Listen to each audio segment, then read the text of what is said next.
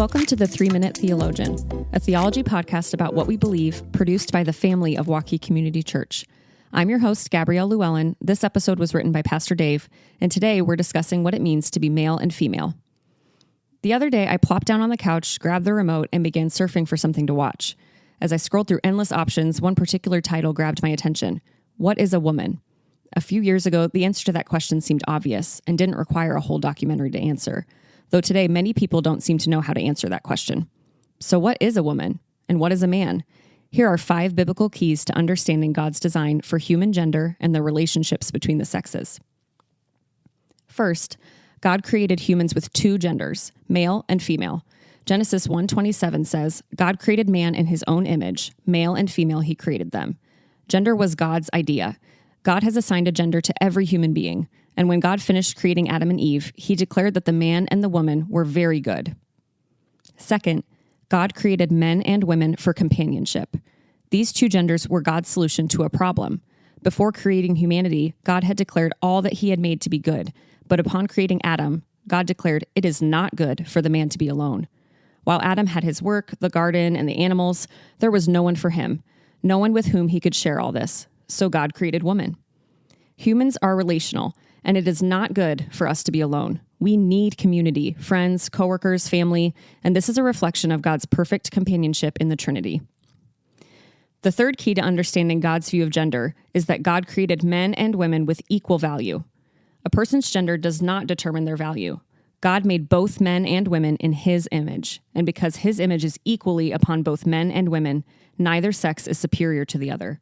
Both men and women have equal value in standing before God, and so we also should treat all men and all women with dignity. In the words of one EFCA theologian, there are no biblical grounds for an oppressive patriarchy. But fourth, we understand God's view of gender when we understand that God created men and women with distinct and complementary roles. When Adam was alone in Genesis 2, God said, I will make a helper fit for him. This word fit describes men and women as counterparts, like a hand in a glove or the interlocking fingers of lovers. Men and women were created to be partners who are just right for each other. And this applies to our physical bodies and to our natural gifts and roles. God's intended roles for men and women can be summarized this way. The Bible calls men to sacrificially lead by serving others, and the Bible calls women to lovingly nurture by honoring others. Though men and women have equal value, we are not the same. We have distinct and complementary roles. The 5th key to understanding God's view of gender is this. God created men and women for marital union. For this reason, a man will leave his father and mother and be united to his wife, and they will become one flesh. Genesis 2:24. Men and women were created to experience union together in the bonds of marriage, and this union is both physical and spiritual. Marriage is a covenantal union between one man and one woman for life, and sexual intercourse is reserved for that relationship. Procreation is thus an important part of God's design, for God told the man and woman, be fruitful and multiply.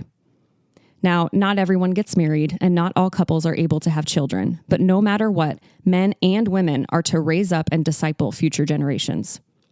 In conclusion, a person's gender as either male or female is good because this is how God made humanity, and God did this so that we can experience companionship, value, distinction, and marital union.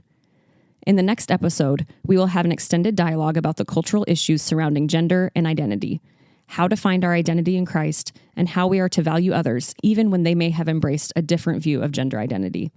Until next time, please know that God has made you as a man or a woman, and that you have infinite value to him.